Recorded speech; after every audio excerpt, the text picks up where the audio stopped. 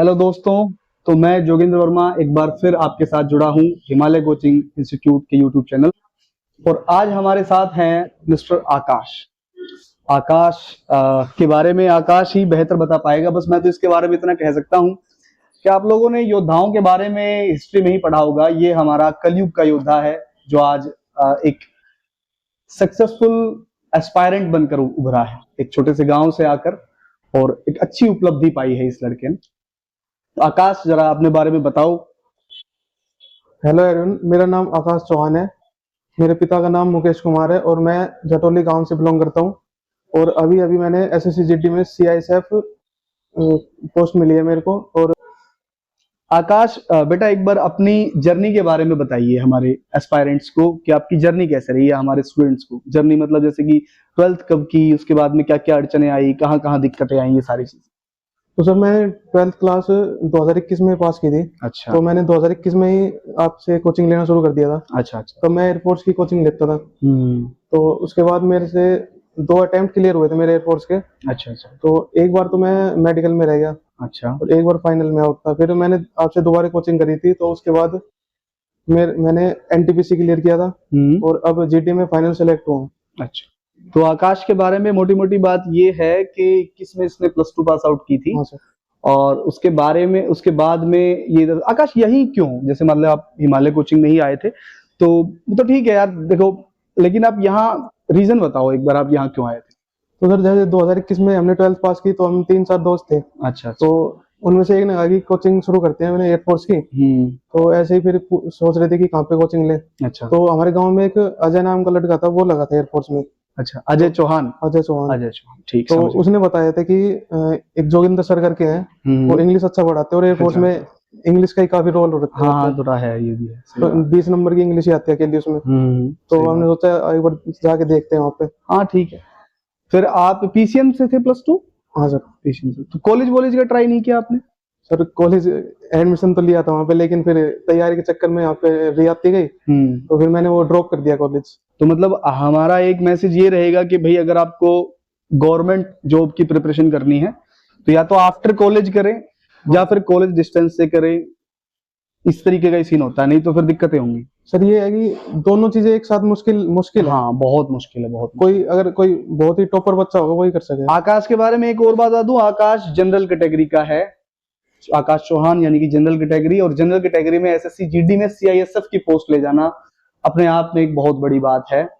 सबको पता ही होगा ये बात। तो आकाश, स्ट्रगलिंग फेज के बारे में बताइए। कोई ऐसा पॉइंट जहां आपको लगता हो कि यार मैं बिल्कुल टूट गया था वहां पे, मतलब कुछ ऐसा बताइए जब, ताकि आजकल के बच्चों को थोड़ा एक सीखें आपसे बच्चे।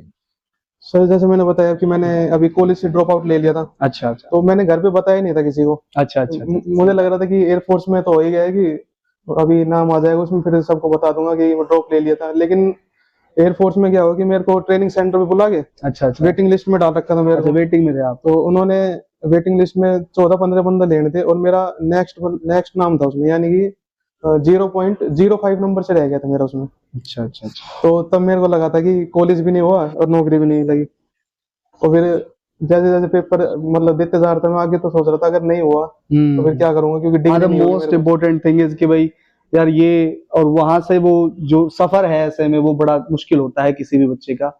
कि ये गया, 17 बच्चे थे, 16 या 15-16 बच्चों का की ज्वाइनिंग हो गई और इसको वापस आना पड़ा। उस टाइम पे तो काफी हैवी रही होगी चीजें आपके साथ।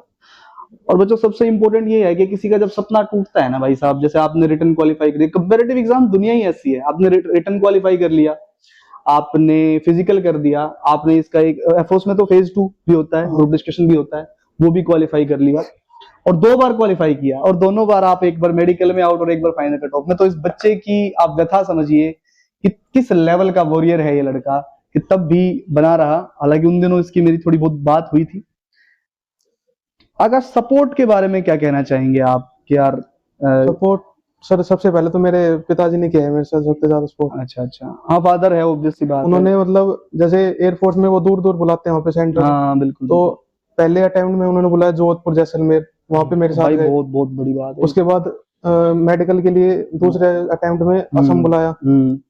वहाँ पे मेरे साथ गए, फिर जब वेटिंग लिस्ट में जाना था तो बेंगलोर भी गए थे मेरे साथ। बिल्कुल बिल्कुल बिल्कुल। तो सबसे पहले तो सपोर्ट पापा ने किया। भाई फादर की बहुत जबरदस्त सपोर्ट यार, hats off to his father, बहुत जबरदस्त बंदे हैं।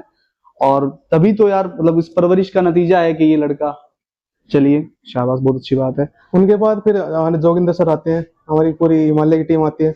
हाँ बिल्कुल भाई, क्योंकि टीम आती है, टीम के बिना कुछ नहीं है, ऑब्वियस सी बात है। एकेडमी जब टीम, सही बात है। वहां से मैं आउट हो गया था तो जोगिंदर सर ने मेरे को सपोर्ट किया था कि तैयारी करता रहेगा तो कभी ना कभी तो होगा ही आगे, ये एक नौकरी से क्या होगा, काम है, बिल्कुल ऑब्वियस सी बात है। कोई ना कोई तो मिल ही जाएगी तैयारी करते रहो। हाँ वो तो भाई अब लगे रहने पे है। मेरा तो काम यही है, मेरा तो काम है बच्चे को लगाई रखना। बस मुझे पता चल जाता है कि किसको सपोर्ट करना है, मतलब सब कौन निकल सकता है, ये है अंदाजा कि ये थोड़ा अब रह गया, अब इसको निकाल देंगे।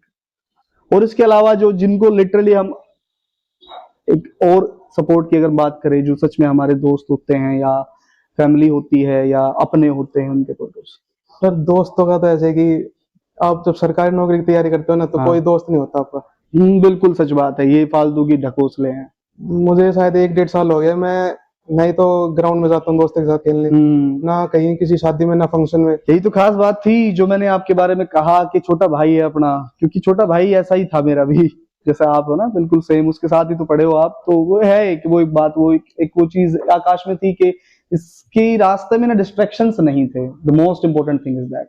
और जहां तक अपनों की बात है या सपोर्ट की बात है, तो अपनों का सीन तो ऐसा है दोस्त, कामयाब तो अकेले को होना पड़ता है, अपने तो या सपोर्ट तो बाद में पीछे आती है। हमारा तो काम है तो हमने किया, ऑब्वियस सी बात है। और किसी को भी करते हैं, आकाश भी था, कोई और भी बंदा होता तो करते। अपनों का सीन थोड़ा ऐसा ही है।